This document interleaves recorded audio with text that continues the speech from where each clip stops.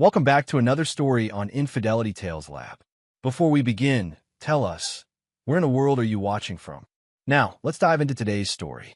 Chapter 1. The Foundation. Vincent Crawford had built his life like he built his custom homes, with precision, patience, and an unforgiving eye for structural integrity. At 42, he owned Crawford Construction, the most respected building company in Millbrook County. His calloused hands could frame a house or close a $1 million deal with equal expertise. But it was his mind that made him truly dangerous, methodical, calculating, and utterly without mercy when crossed. His marriage to Rebecca had been his greatest project. 15 years of careful construction, from their college romance at State University to the sprawling colonial they called home. She'd been studying education while he earned his business degree, both dreaming of the American ideal. Vince had provided it all. The house with the white picket fence, the successful business, their son Dylan, who was now 16 and showed promise as a linebacker. Rebecca taught third grade at Millbrook Elementary, beloved by parents and students alike. She volunteered at the local animal shelter, organized charity drives, and baked cookies for school fundraisers. To the outside world, they were the perfect family. Vince had believed it too, until 3 months ago when a random glance at Rebecca's phone shattered 15 years of trust. The text was simple: "Can't wait to feel you inside me again. Tyler." Vincent Crawford was not a man who broke. He was a man who demolished others with surgical precision. Tyler Hoffman was Rebecca's yoga instructor, 12 years younger, with the kind of lean physique that came from teaching hot yoga 5 days a week. Vince had met him twice at Rebecca's studio events. A soft-spoken man with doe eyes and an easy smile. The kind of man who probably cried during romantic comedies and wrote poetry about chakras. That night, while Rebecca slept beside him, Vince lay awake staring at the ceiling. His marriage was over. That much was certain. But divorce was for ordinary men who let emotions cloud their judgment. Vincent Crawford was extraordinary, and extraordinary men demanded extraordinary retribution. By morning, he had the skeleton of a plan. Chapter 2. Reconnaissance. Vince approached his wife's destruction like any construction project: thorough planning, quality materials, and expert execution. Over the next 2 weeks, he became a student of his wife's affair while maintaining the facade of the devoted husband. Rebecca had grown careless in her confidence. She deleted texts but left her laptop logged into cloud storage. Her schedule claimed yoga classes 3 times a week, but Vince's discreet surveillance revealed she was meeting Tyler at his apartment above the studio for 2-hour sessions that had nothing to do with downward-facing dog. Tyler lived alone, drove a beat-up Honda Civic, and struggled to pay his rent teaching yoga and working part-time at an organic juice bar. His social media revealed a history of relationships with married women. Apparently, Rebecca wasn't his first student to receive private instruction.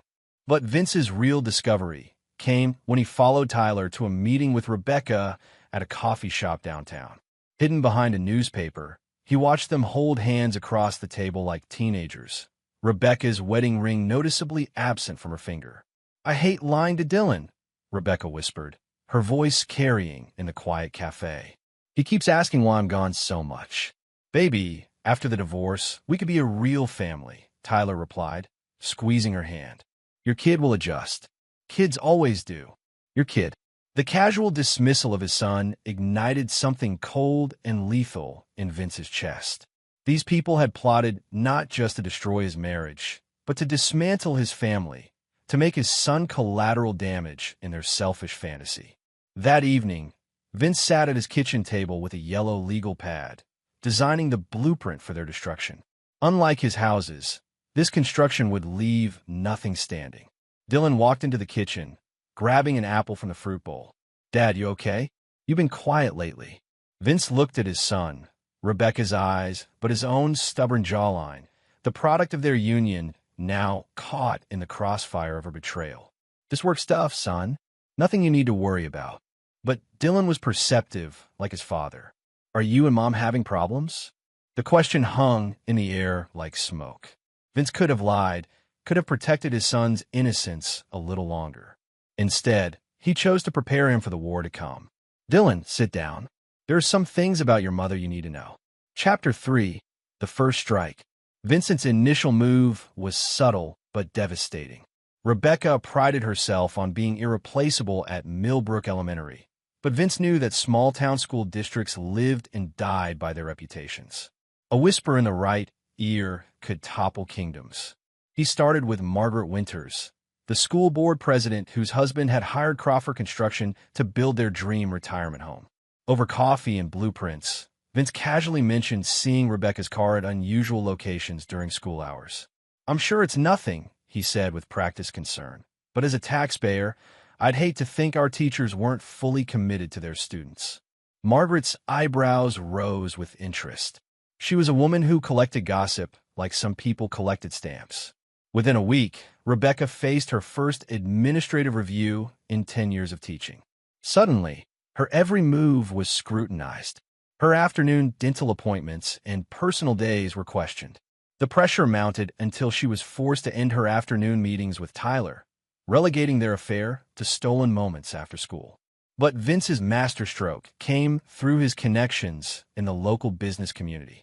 Tyler's yoga studio rented space in a building owned by Frank Morrison, whose construction projects had made Crawford Construction very wealthy over the years.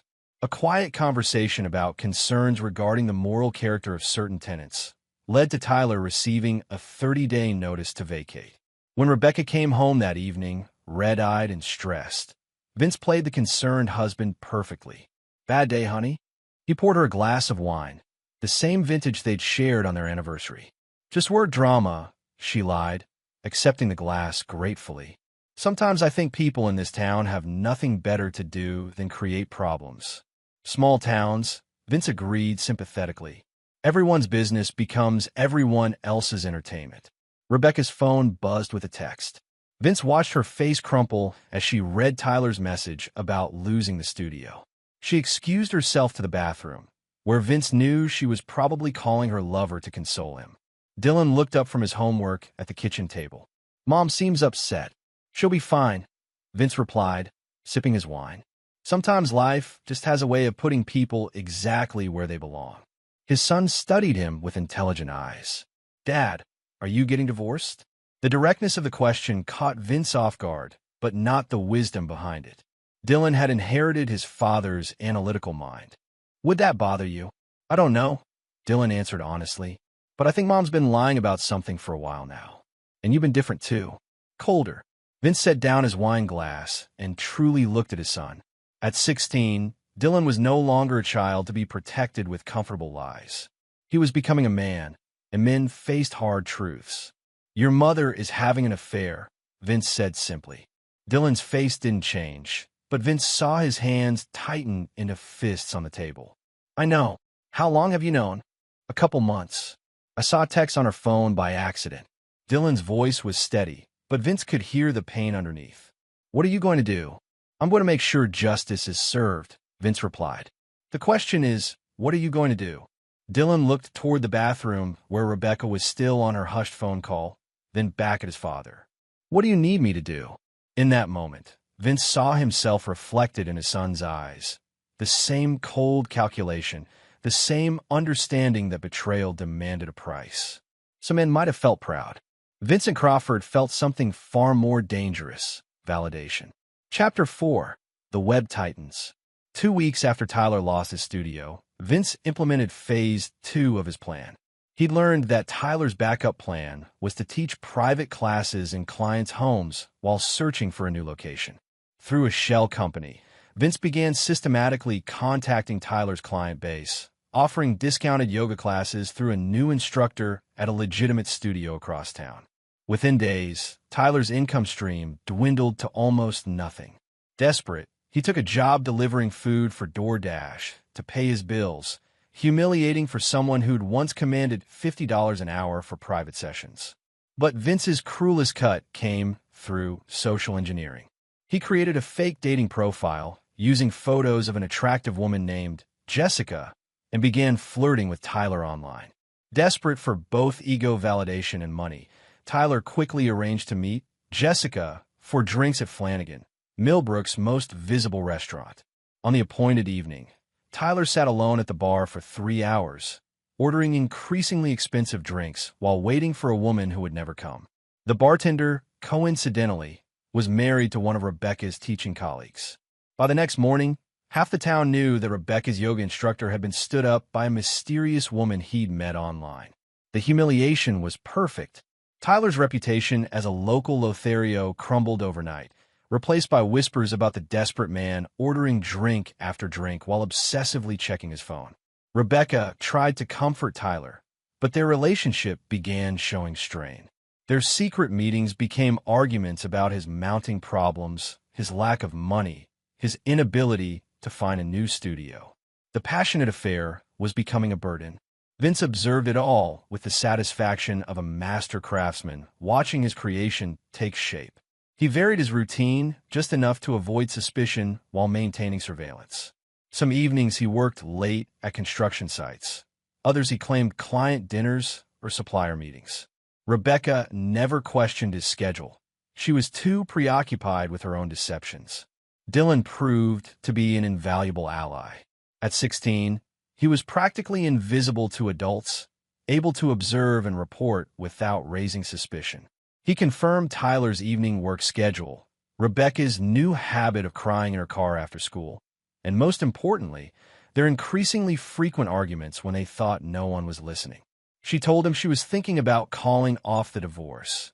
Dylan reported one evening while helping Vince organize blueprints in his home office. He got angry, said she was leading him on. And what did she say? That she never promised him anything, that this was all moving too fast. Dylan's voice carried no emotion, but Vince could see the anger simmering underneath. He called her a tease. Vince looked up from his papers. How did that make you feel? Like I wanted to break his face, Dylan admitted. But then I remembered what you said about patience. What did I say? That the best revenge is the kind that destroys everything they care about, not just what they can see. Pride swelled in Vince's chest. His son was learning the most important lesson of all, that true power came not from emotional outbursts, but from strategic thinking. That night, Vince lay in bed beside his wife, listening to her shallow breathing and planning his next move. Rebecca stirred, reaching for him in her sleep, and Vince felt nothing. Not anger, not sadness, not even disgust.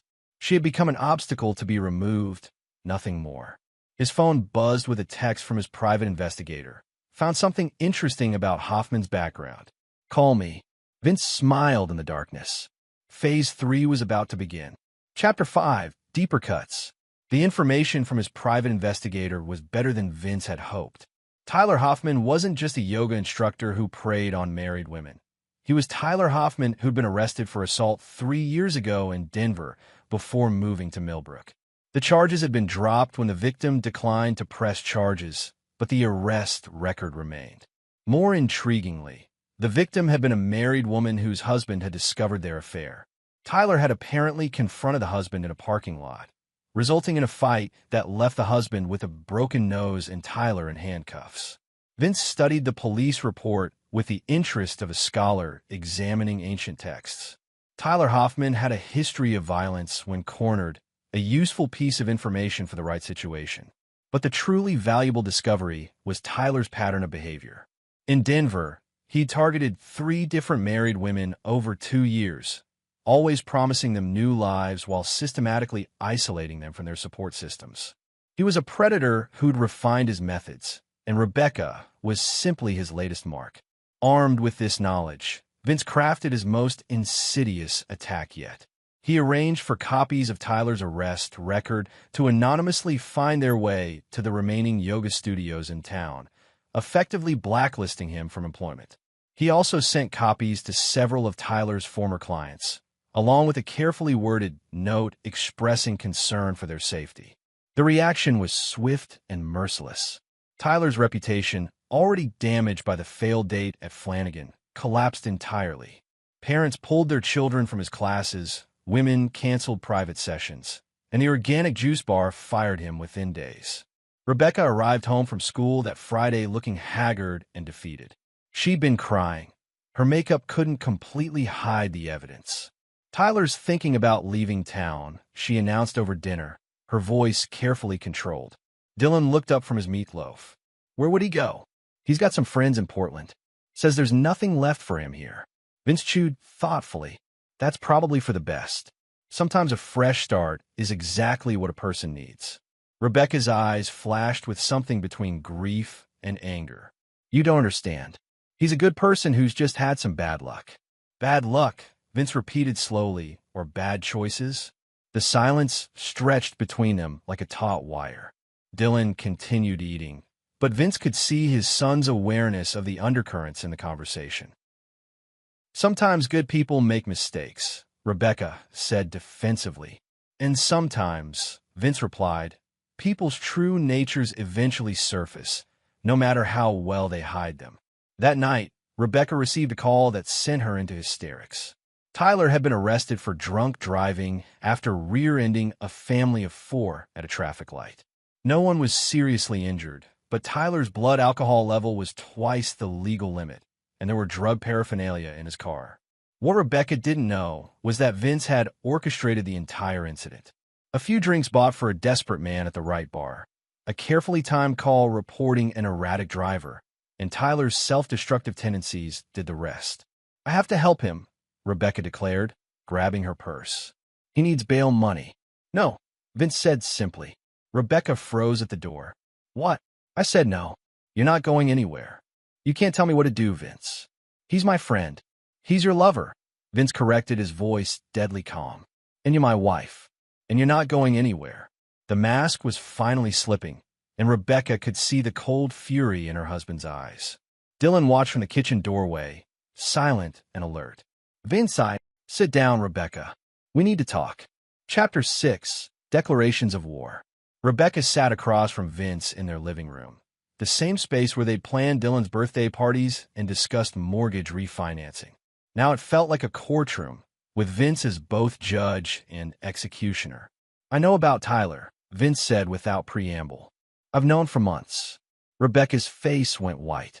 Vince, I can explain. No explanations. I want you to understand something very clearly.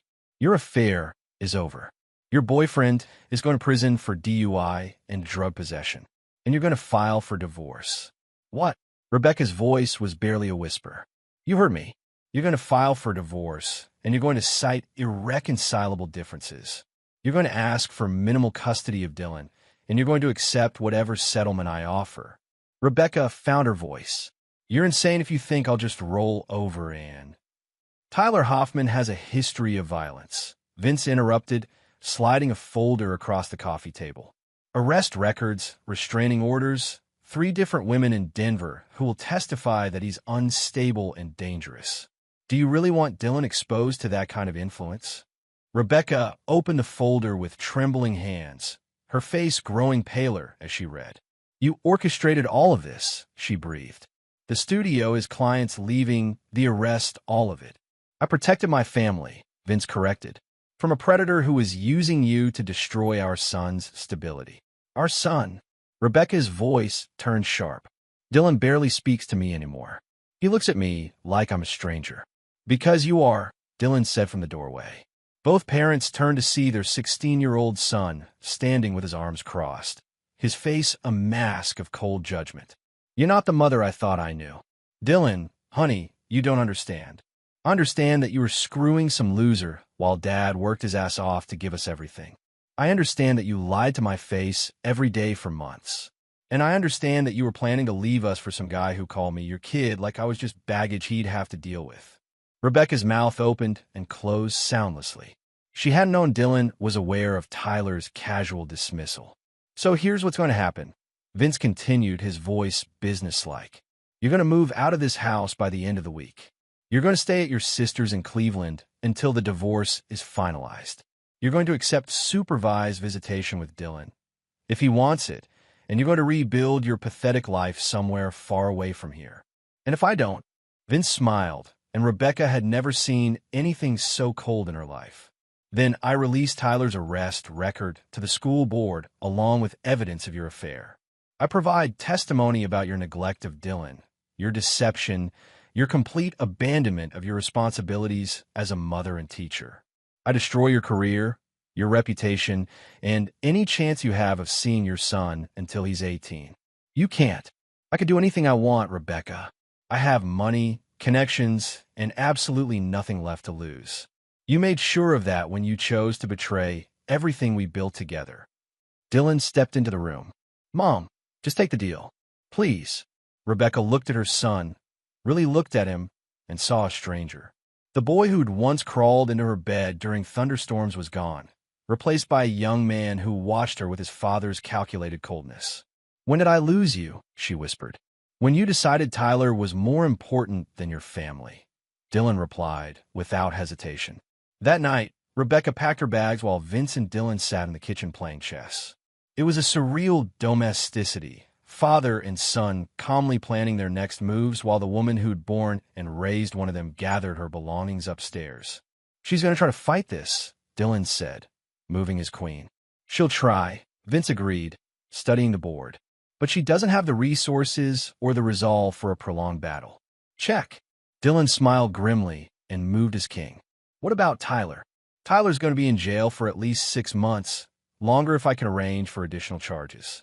By the time he gets out, Rebecca will realize that their great love affair was built on lies and fantasies. And then, Vince captured Dylan's rook with his bishop.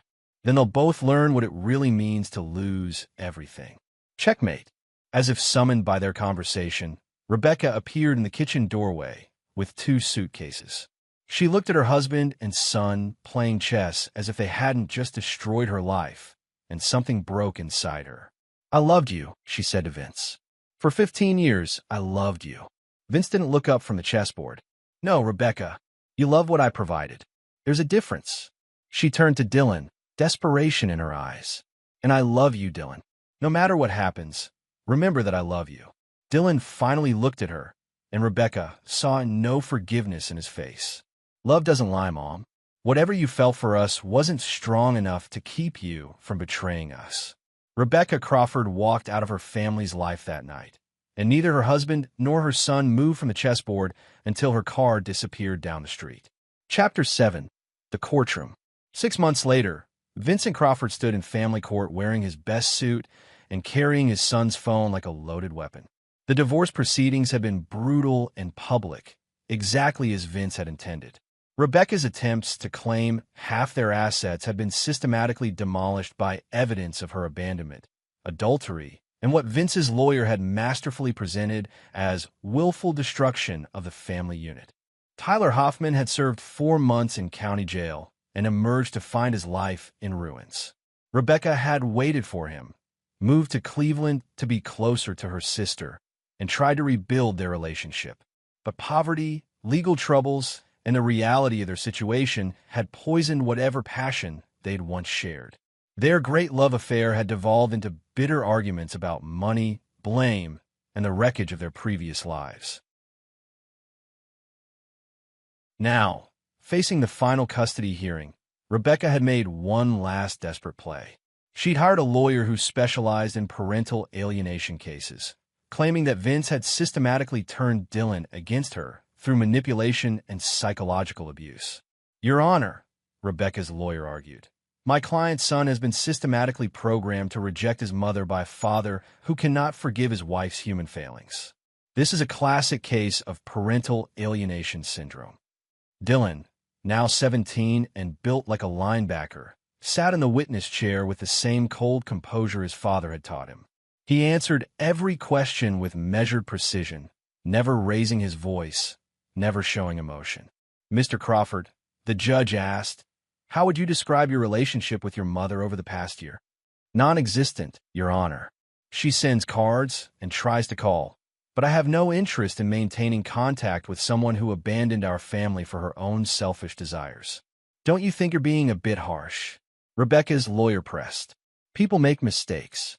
Shouldn't there be room for forgiveness? Dylan's response was swift and cutting. Forgiveness is for accidents and momentary lapses in judgment. My mother conducted a months-long affair, lied to my face daily, and was prepared to dismantle our family for a man who saw me as an inconvenience. That's not a mistake. That's a character defect. Vince felt a surge of pride. His son had learned the lesson perfectly. But Rebecca's lawyer wasn't finished. "Mr. Crawford, isn't it true that your father has influenced your opinion through constant negative commentary about your mother?" "No," Dylan replied. "My father has never said anything about my mother that wasn't factually accurate. She had an affair. She lied. She chose her lover over her family. These aren't opinions, they're facts." The lawyer turned to the judge. "Your Honor, this child has clearly been poisoned against his mother by—" "He's been unhinged, violent," Rebecca suddenly interrupted, her voice cracking as she pointed at Dylan. "I'm afraid of him. Afraid of what he's become under his father's influence." The courtroom fell silent. Dylan's face remained impassive, but Vince could see the hurt flash in his son's eyes before being quickly suppressed. The judge turned to Vince. "Any questions?" Vince stood slowly, holding Dylan's phone. The device contained 6 months of Rebecca's increasingly desperate voicemails and text messages, including several where she'd called Dylan just like his father and threatened to make him pay for choosing Vince over her. But the recording Vince planned to play was far more damaging. Rebecca, in her desperation to maintain contact with Dylan, had left a 20-minute voicemail the previous week after Dylan refused to meet her for coffee. In it, she'd revealed her true feelings about the situation, about Dylan, and about the kind of mother she'd really been. "Just one," Vince replied, his voice carrying clearly through the silent courtroom. "Shall I play the recording you secretly made of your mother?" Dylan burst into tears, the first emotion he'd shown all day. The court reporter's pen froze as Rebecca's voice began to play from the phone speaker.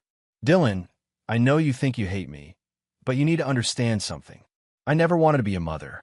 I was 22 when you were born, and I gave up everything for you and your father. Do you know what that's like? To watch your dreams disappear because you're trapped by responsibilities you never asked for." The voice continued, slurred slightly by wine, becoming more bitter with each sentence. "Your father thinks he's so perfect, but he's cold, Dylan. He's turned you into the same kind of emotionless robot he is.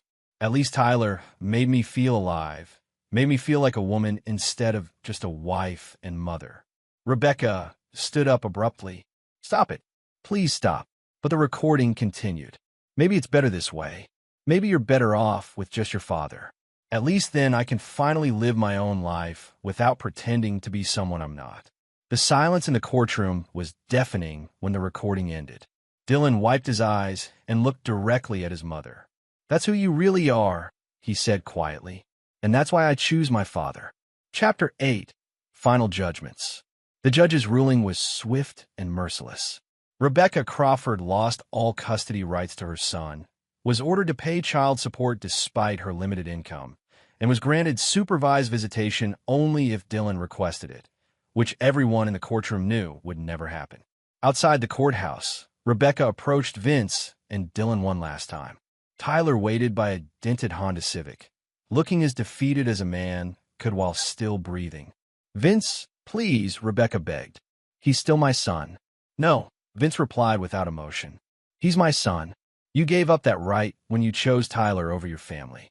Rebecca turned to Dylan, tears streaming down her face. "Dylan, I know I said terrible things, but I was drunk and angry. You have to believe that I love you." Dylan looked at the woman who'd given birth to him, and Vince saw the exact moment when the last thread of connection severed forever. "I believe you love the idea of me," Dylan said, "but you don't love me enough to put me first. You never did." "That's not true." "It is true, and it's okay, Mom, because I learned something important from watching you destroy our family." "What?" "I learned what kind of person I never want to become." Dylan walked away, leaving Rebecca standing alone on the courthouse steps. Vince lingered for a moment, studying his ex-wife's tear-streaked face. "This isn't over," she whispered. "Someday Dylan will see what you really are." "What am I, Rebecca?" "A monster who destroyed his own family out of pride." Vince smiled the same cold smile that had terrified her that night in their living room. "No, Rebecca. I'm a man who protected his son from a mother who saw him as an obligation and a father figure who saw him as an inconvenience. I'm a man who refused to let my family be collateral damage in your selfish fantasy." He leaned closer, his voice dropping to a whisper that only she could hear. "And I'm a man who always collects what he's owed. This was just the interest payment. Vince walked away, leaving Rebecca to contemplate the wreckage of her choices. Tyler approached hesitantly, reaching for her hand, but she pulled away. "Don't touch me," she snapped. "This is all your fault." "My fault? You're the one who... Who what? Who believed your lies about loving me? Who thought you actually wanted a life with me and my son?" Tyler's face hardened. "I never promised you anything.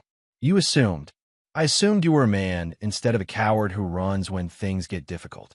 Their argument escalated quickly, drawn-out frustrations and mutual blame poisoning whatever remained of their relationship. Other people exiting the courthouse stopped to stare as Rebecca and Tyler aired their grievances publicly, their great love affair ending not with passion, but with recriminations and accusations. Vince and Dylan drove home in comfortable silence. The house felt different now, cleaner, somehow, with Rebecca's presence finally erased completely.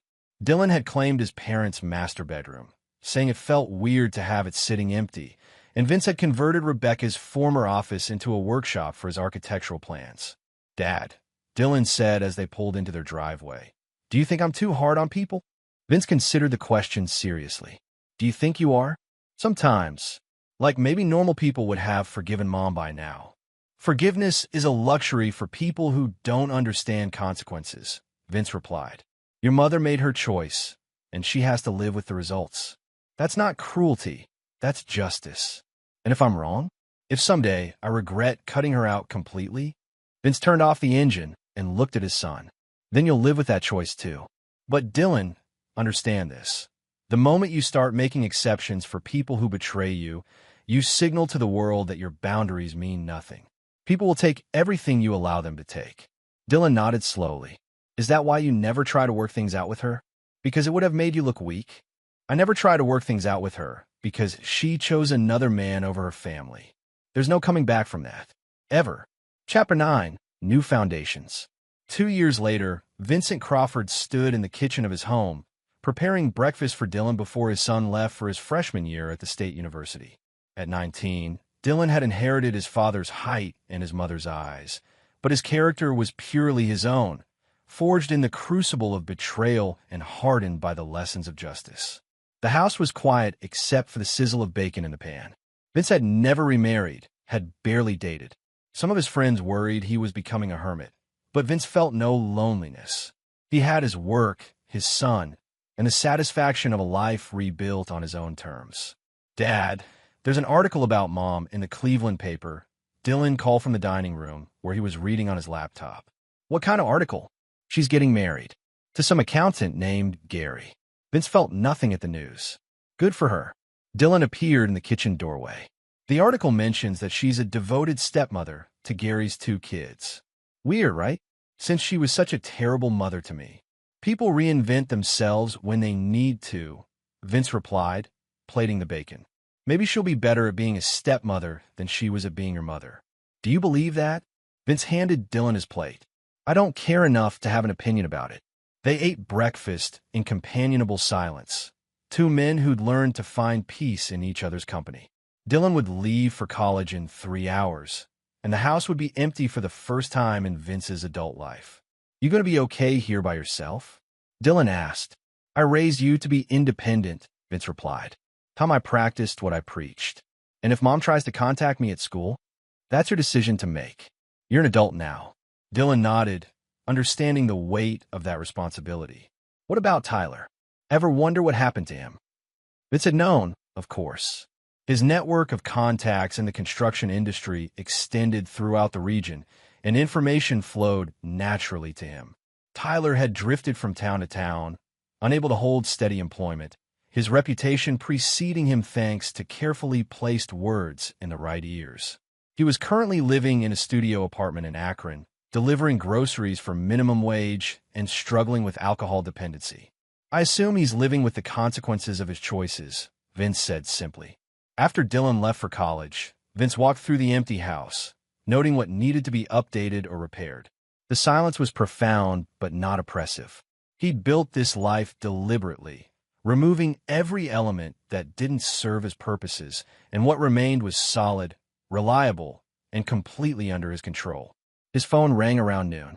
The caller ID showed Rebecca's new number. She tried calling several times over the past 2 years, always blocked by Vince and ignored by Dylan. For the first time in 24 months, Vince answered. "Hello, Rebecca." "Vince." Her voice was older, wearier. "I heard Dylan started college." "He did. I wanted to. I was hoping to maybe send him a card or—" "Don't. Vince, please. He's my son, too." "He was your son? You gave up that relationship when you chose Tyler over your family." "Nothing has changed. Everything's changed. I'm married now. I have a new family. I've learned." "You've learned nothing," Vince interrupted. "You've simply found new people to disappoint. That's not fair." "Fair."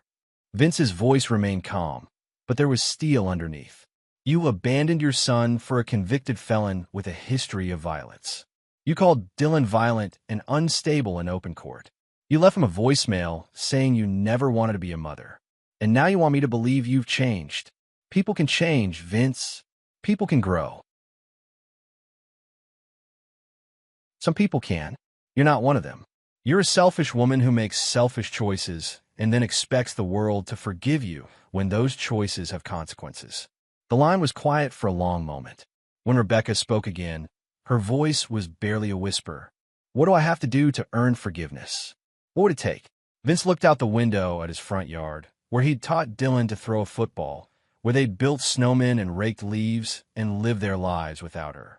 "Nothing you could ever do would be enough," he said finally.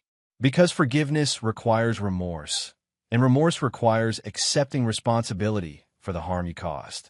You're calling me because you feel guilty, not because you understand what you destroyed." "I understand. You understand nothing. You destroyed a 16-year-old boy's faith in unconditional love. You taught him that the person who was supposed to protect him would abandon him for her own gratification. You turned his mother into a stranger who saw him as an obstacle to her happiness." Rebecca was crying now. "I know I made mistakes." "Mistakes?" Vince's voice turned deadly quiet. "A mistake is forgetting to pick up milk at the store. What you did was a calculated betrayal of everyone who trusted you. And the fact that you still can't see the difference is exactly why you'll never be part of his life again." "Vince, please." "Goodbye, Rebecca. Don't call again." Vince hung up and blocked her number permanently. He stood in his empty kitchen, surrounded by the life he'd built from the ashes of her betrayal, and felt nothing but satisfaction. Outside, construction crews were working on a new subdivision he was developing. His business had thrived in the years since the divorce, perhaps because he'd learned to value loyalty and competence above all other virtues. His employees knew that Vincent Crawford rewarded excellence and destroyed those who betrayed his trust. Dylan called that evening from his dorm room, excited about his classes and new friends. He mentioned meeting a girl named Ashley who was studying to be a teacher, and Vince smiled at the irony. "Just remember what I taught you about trust," Vince said.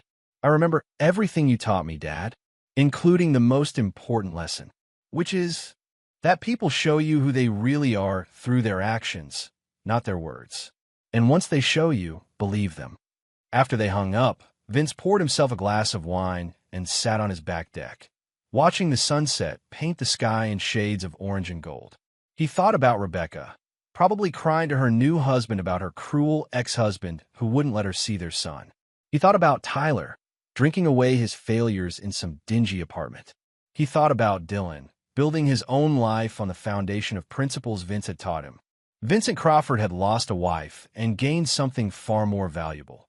A son who understood that betrayal had consequences, that loyalty had value, and that some lines, once crossed, could never be uncrossed. The sun disappeared behind the trees, and Vince finished his wine in the gathering darkness, surrounded by the perfect silence of a life lived exactly as he'd chosen to live it. Some men forgave. Some men forgot. Some men moved on. Vincent Crawford was not one of those. And there you have it. And he was perfectly fine with that. Another story comes to an end. What did you think? I'd love to hear your thoughts in the comments below. If you enjoy this story, consider joining our community by subscribing. It means the world to us. For more stories like this one, check out the recommended videos on screen. And I'll see you there.